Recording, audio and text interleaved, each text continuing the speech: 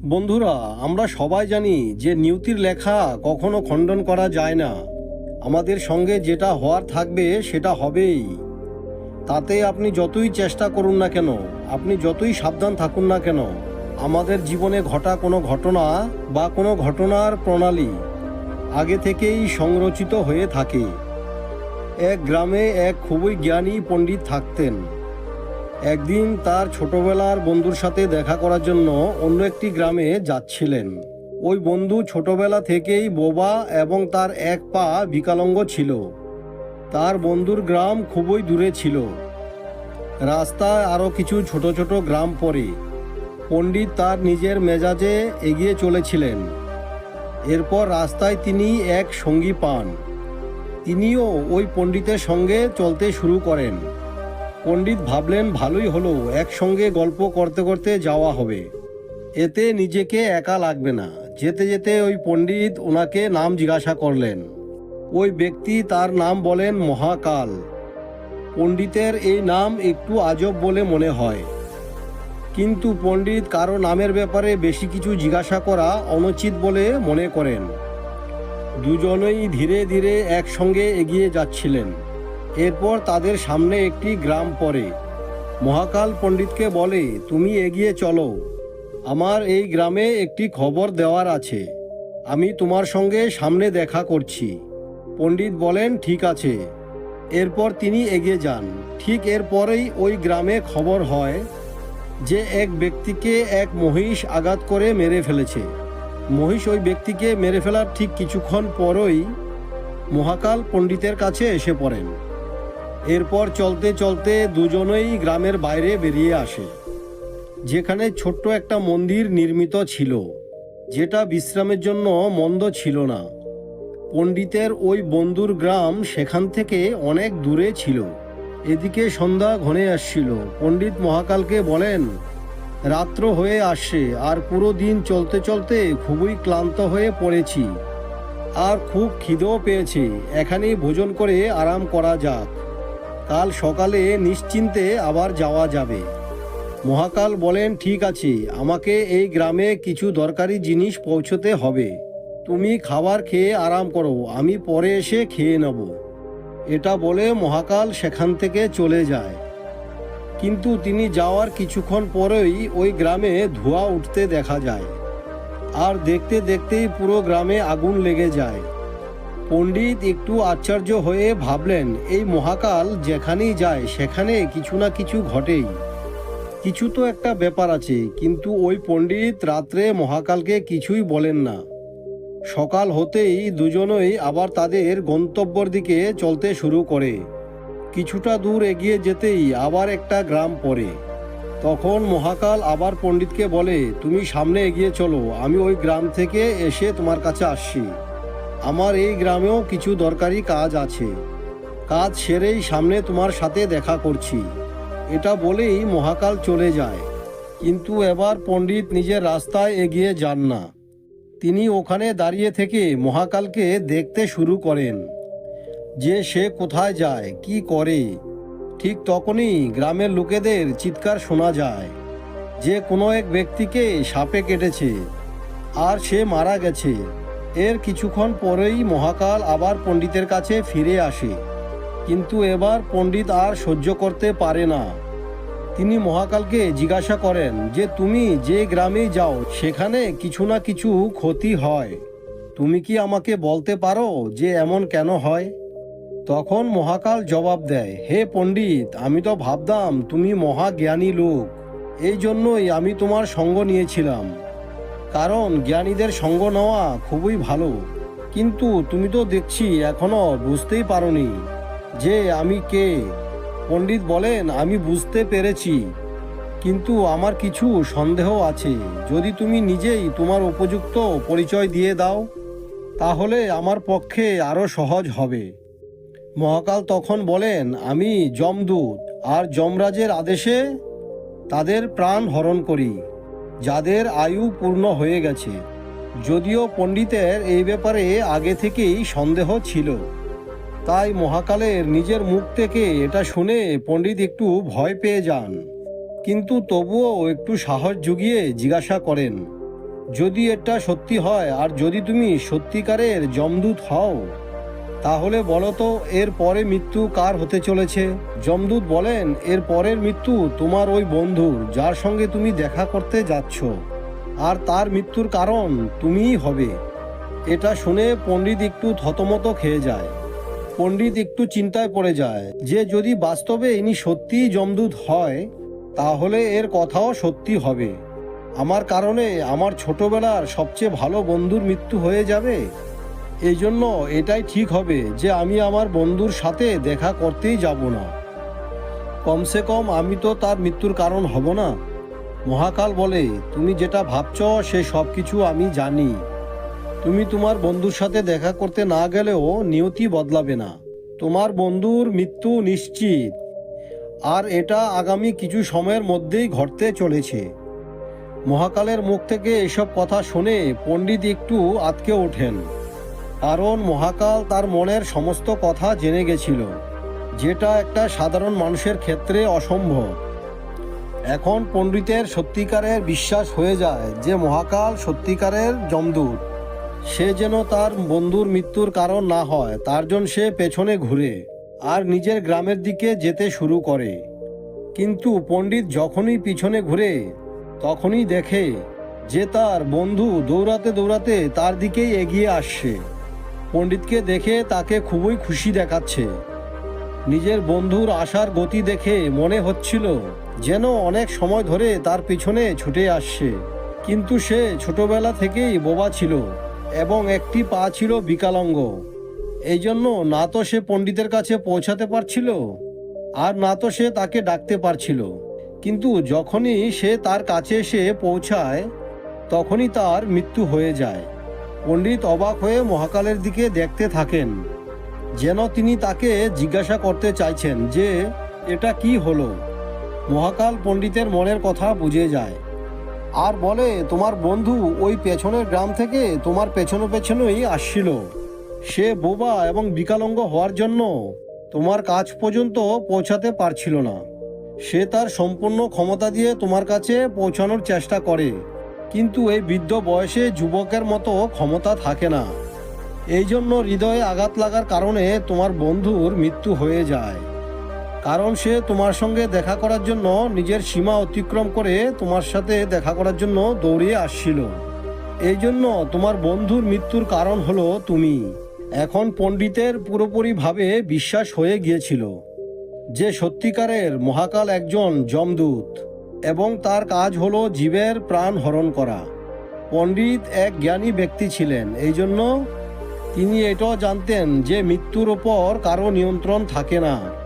সমস্ত জীবকে একদিন না একদিন মরতেই হবে। এটা ভেবে তিনি নিজেকে সামলে নেন। কিন্তু হঠাৎ করে পণ্ডিতের মনে নিজের মৃত্যুর ব্যাপারে জানার ইচ্ছে হয়। এই জন্য তিনি মহাকালকে জিজ্ঞাসা করেন, যখন আমার বন্ধুর মৃত্যু হওয়ারই ছিল, তাহলে তুমি প্রথম থেকে আমার সঙ্গে কেন চলে আসছো? মহাকাল জবাব দেয়, আমি তো সবার সঙ্গেই চলতে থাকি, প্রত্যেকটা মুহূর্ত সঙ্গে থাকি, কিন্তু লোকেরা আমায় চিনতে পারে না, কারণ লোকেদের কাছে নিজেদের সমস্যা ছাড়া আর কোনো ব্যক্তি, বস্তু বা কোনো ঘটনার ব্যাপারে চিন্তা ভাবনা করার সময় থাকে না। পণ্ডিত বলেন, তুমি কি আমায় বলতে পারো যে আমার মৃত্যু কখন এবং কিভাবে হবে? তখন মহাকাল বলেন, যদিও কোনো সাধারণ ব্যক্তিকে এটা জানা ঠিক নয়, কারণ যে কোনো জীব নিজের মৃত্যুর ব্যাপারে জেনে দুঃখী হয়, কিন্তু তোমাকে দেখে একজন জ্ঞানী ব্যক্তি বলে মনে হয়, কারণ তুমি তোমার বন্ধুর মৃত্যুকে যতটা সহজভাবে সহ্য করে নিয়েছো, এটা দেখে মনে হয় তুমি তোমার নিজের মৃত্যুর ব্যাপারে জেনেও দুঃখ পাবে না। এই জন্য আমি তোমাকে জানিয়ে দিচ্ছি, তোমার মৃত্যু আজ থেকে ঠিক 6 মাস পর আজকের দিনেই ফাঁসি লাগিয়ে হবে। আর সব থেকে আশ্চর্য ব্যাপার তো এটা হবে যে স্বয়ং তুমি নিজেই ওই ফাঁসি স্বীকার করে নেবে। এটা বলে মহাকাল সামনের দিকে এগিয়ে যায়, কারণ মহাকালের এখন আর পণ্ডিতের সাথে চলার কোনো কারণ নেই।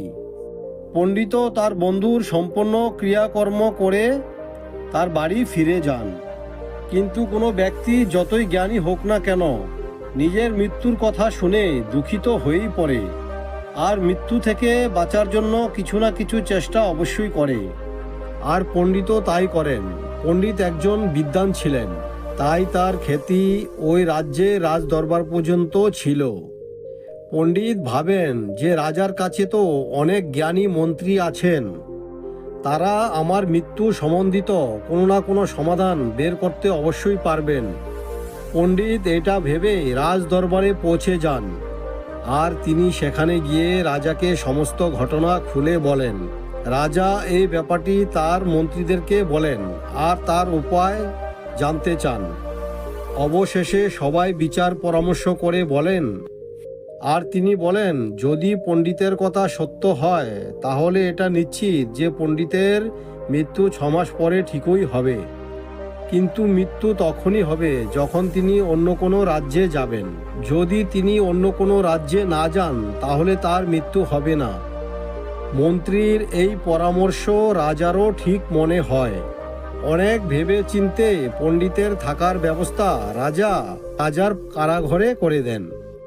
রাজার আদেশ ছাড়া ওই পণ্ডিতের সাথে কাউকে দেখা করতে দেন না, কিন্তু পণ্ডিত যে কোনো জায়গায় যেতে আসতে পারবেন, যাতে করে পণ্ডিতের এটা মনে না হয় যে তিনি রাজার কাছে বন্দী আছেন।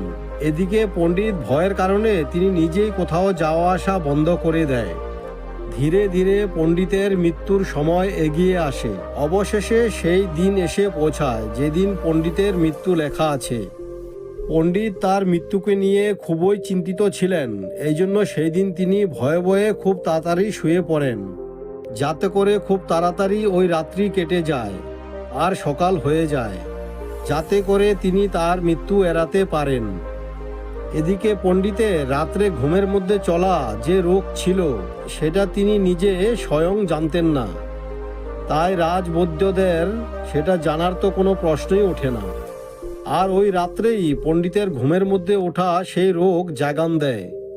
তিনি নিজে নিজেই ঘুম থেকে ওঠেন আর ওই কারাগার থেকে বেরিয়ে আস্তাবলে গিয়ে পৌঁছান। পণ্ডিত রাজার বিশেষ অতিথি ছিলেন, তাই কোনো দারোয়ান তাকে না তো বাধা দেয় না তো কিছু জিজ্ঞাসা করে। আস্তাবলে পৌঁছে তিনি নিজেই সবচেয়ে জোরে দৌড়ানো ঘোড়ার ওপর চড়ে অন্য রাজ্যে চলে যান। শুধু তাই নয়, তিনি ওই রাজ্যে রাজমহলে পৌঁছে যান, আর ওই মহলের দারোয়ানও তাকে বাধা দেয় না, আর না তো তাকে কিছু জিজ্ঞাসা করে। গভীর রাত্র হওয়ার জন্য সবাই গভীর নিদ্রায় ছিলেন, আর ওই পণ্ডিত সোজা রাজার শোয়ার ঘরে গিয়ে পৌঁছান, যেখানে রাজা ও রানী ঘুমিয়েছিলেন। পণ্ডিতও সেখানে গিয়ে শুয়ে পড়েন। সকাল হতেই রাজা পণ্ডিতকে রানীর পাশে শুয়ে থাকতে দেখেন, যার ফলে রাজা খুবই ক্রোধিত হয়ে পড়েন এবং পণ্ডিতকে বন্দি বানিয়ে নেন। পণ্ডিত কিছু বুঝে উঠতেই পারছিলেন না যে তিনি অন্য রাজ্যে রাজার ঘরে কি করে চলে আসলেন, কিন্তু এখন আর এসব কে শুনবে। রাজা পণ্ডিতকে দরবারে হাজির হওয়ার হুকুম দেন। কিছুক্ষণ পর পণ্ডিতকে দরবারে হাজির করা হয়। এরপর রাজার দরবার শুরু হয়, আর রাজা পণ্ডিতকে দেখে ক্রোধিত হয়ে পড়েন এবং তাহাকে ফাঁসিতে চড়ানোর হুকুম দিয়ে ফেলেন। ফাঁসির কথা শুনে পণ্ডিত একটু কেঁপে ওঠেন, তবুও তিনি একটু সাহস জুগিয়ে রাজাকে বলেন, হে মহারাজ, আমি এটা জানি না যে এই রাজমহলে আমি কিভাবে পৌঁছালাম। এটাও জানি না যে আমি আপনার শয়নকক্ষে কিভাবে এলাম, আর আপনার দরজার দারোয়ান আমাকে বাধা কেন দিল না। কিন্তু এটা জানি যে আজ আমার মৃত্যু হওয়ার আছে, আর এখন সেটা সত্যি সত্যি হতে চলেছে। রাজার এ কথাটা একটু অন্যরকম মনে হয়। তিনি পণ্ডিতকে জিজ্ঞাসা করলেন যে তুমি কিভাবে জানলে যে আজই তোমার মৃত্যু হবে? তুমি কি বলতে চাও? রাজার এই প্রশ্নের উত্তরে পণ্ডিত মহাকালের ব্যাপারে জানায় আর বলেন যে মহারাজ, যে কোনো সাধারণ ব্যক্তির সাহস নেই রাজার শয়ন কক্ষে রাজার উপস্থিতিতে সে রানীর কাছে চলে যায় আর সেখানে শুয়ে যায়। রাজা পণ্ডিতের কথায় একটু সত্যতা অনুভব করেন, কিন্তু তিনি ভাবেন পণ্ডিত মৃত্যুর থেকে বাঁচার জন্য মহাকাল ও তার মৃত্যুর ভবিষ্যৎবাণী নিয়ে সে নাটক করছে। এই জন্য রাজা পণ্ডিতকে বলেন, যদি তোমার কথা সত্য হয় আর আজ তোমার মৃত্যুর দিন হয়, যেমনটা তোমাকে মহাকাল বলেছেন, তাহলে তোমার মৃত্যুর কারণ আমিই হব। আর যদি এই কথাটা মিথ্যে হয়, তাহলে নিশ্চিত আজই তোমার মৃত্যুর দিন হবে। কারণ প্রতিবেশী রাজ্যের রাজা তার বন্ধু ছিলেন। তিনি সঙ্গে সঙ্গে ওই রাজ্যের রাজাকে পত্র পাঠান এবং পণ্ডিতের কথার সত্যর প্রমাণ চান। সন্ধ্যার মধ্যে পত্র পাঠানোর সৈন্য ফিরে আসে আর তারা বলে, হে মহারাজ, পণ্ডিত যা কিছু বলেছে তা সম্পূর্ণ সত্য। ওই রাজ্যের রাজা এই পণ্ডিতকে থাকার জন্য সমস্ত ব্যবস্থা করে রেখেছিলেন। আর গত 6 মাস ধরে এই পণ্ডিত ওই রাজার মহলেই ছিলেন। কাল রাজা পণ্ডিতকে শেষবারের মতো দেখেন। তারপর পণ্ডিত এই রাজ্যে কিভাবে পৌঁছলেন তার কোনো তথ্যই কারো কাছে নেই। এই জন্য ওই রাজ্যের রাজার মতে পণ্ডিতকে ফাঁসি দেওয়া ঠিক মত নয়। কিন্তু রাজার জন্য একটি নতুন সমস্যার উৎপন্ন হয়। কিন্তু তিনি এই সব কিছু না জেনেই পণ্ডিতকে ফাঁসির সাজা শুনিয়ে দিয়েছিলেন। এই জন্য যদি ফাঁসি না দেওয়া হয় তাহলে রাজার কথার কোনো গুরুত্ব থাকবে না, তার কথার অপমান হবে। আর যদি রাজার কথার মান রাখতে হয় তাহলে পণ্ডিতের বিনা দোষে মৃত্যুদণ্ড হয়ে যাবে। এরপর রাজা তার সমস্ত মন্ত্রীদের নিয়ে এই ব্যাপারে চর্চা করেন। এরপর মন্ত্রীরা প্রস্তাব দেন যে, হে মহারাজ, পণ্ডিতকে একটি নরম ও দুর্বল সুতো দিয়ে ফাঁসি দিয়ে দেওয়া হোক। এতে আপনার আদেশেরও মান থাকবে, আর নরম দুর্বল ওই সুতোতে পণ্ডিতের ফাঁসিও লাগবে না, আর তার প্রাণ বেঁচে যাবে। রাজার এই প্রস্তাব খুবই ভালো লাগে, তাই তিনি এটাই আদেশ করেন। পণ্ডিতের জন্য একটি নরম দুর্বল ও পাতলা সুতো দিয়ে একটি ফাঁসি তৈরি করা হয়। আর নিয়ম অনুসারে পণ্ডিতকে ফাঁসিতে ঝুলানোর প্রক্রিয়া শুরু হয়। সবাই খুশি ছিলেন, কারণ এতে না তো পণ্ডিত মরবে আর রাজার বচন না তো মিথ্যে হবে। পণ্ডিতেরও বিশ্বাস ছিল যে এই পাতলা ও নরম সুতোয় তার মৃত্যু তো সম্ভবই নয়। এই জন্য তিনিও খুশি খুশি ফাঁসিতে ঝুলার জন্য প্রস্তুত ছিলেন, যেমনটা মহাকাল তাকে বলেছিলেন। এরপর যখনই পণ্ডিতকে ওই ফাঁসিতে ঝুলানো হয় তখনই ওই পাতলা সুতো ছিঁড়ে যায়। কিন্তু ছিঁড়ে যাওয়ার আগে সে তার কাজ করে ফেলে। পণ্ডিতের গলার নালি এই পাতলা সুতোয় কেটে যায়, আর পণ্ডিত মাটিতে পড়ে ছটফট করতে থাকে। তার গলা দিয়ে তীব্র গতিতে রক্তক্ষরণ হতে থাকে। আর দেখতে দেখতেই পণ্ডিতের সম্পূর্ণ শরীর শান্ত হয়ে পড়ে। সবাই আশ্চর্য হয়ে পণ্ডিতকে মরতে দেখে। কারোর বিশ্বাসই হচ্ছিল না যে এই পাতলা সুতোয় কারো আবার মৃত্যু হতে পারে নাকি। কিন্তু ঘটনা তো ঘটে গেছে। নিয়তি তার কাজ করে ফেলেছে। যেটা হওয়ার সেটা হয়েই থাকে। আমরা যতই সাবধান থাকি না কেন, প্রত্যেকটি ঘটনা বা ঘটনার প্রণালী আগে থেকেই নির্ধারিত থাকে, যেটাকে আমরা একটুও এদিক ওদিক করতে পারি না। এই জন্য প্রকৃতি বা ঈশ্বর আমাদেরকে ভবিষ্যৎ জানার ক্ষমতা দেয়নি, যাতে করে আমরা আমাদের জীবনকে অনেক ভালোভাবে অনেক আনন্দে কাটাতে পারি। আর এটাই ওই পণ্ডিতের জীবনেও লাগু হয়। যদি পণ্ডিত মহাকালকে নিজের মৃত্যুর ব্যাপারে না জিজ্ঞাসা করতেন তাহলে 6 মাস রাজার কারাগারে বন্দী হয়ে বাঁচার বদলে অনেক খুশিতে অনেক আনন্দে বাঁচতে পারতেন। তো বন্ধুরা, যদি কাহিনীটি আপনাদের ভালো লাগে তাহলে অবশ্যই ভিডিওটি লাইক করুন আর আপনার বন্ধুদের সাথে শেয়ার করে দিন। আর বন্ধুরা, এই চ্যানেলটিতে যদি নতুন এসে থাকেন তাহলে অবশ্যই চ্যানেলটি সাবস্ক্রাইব করে দেবেন।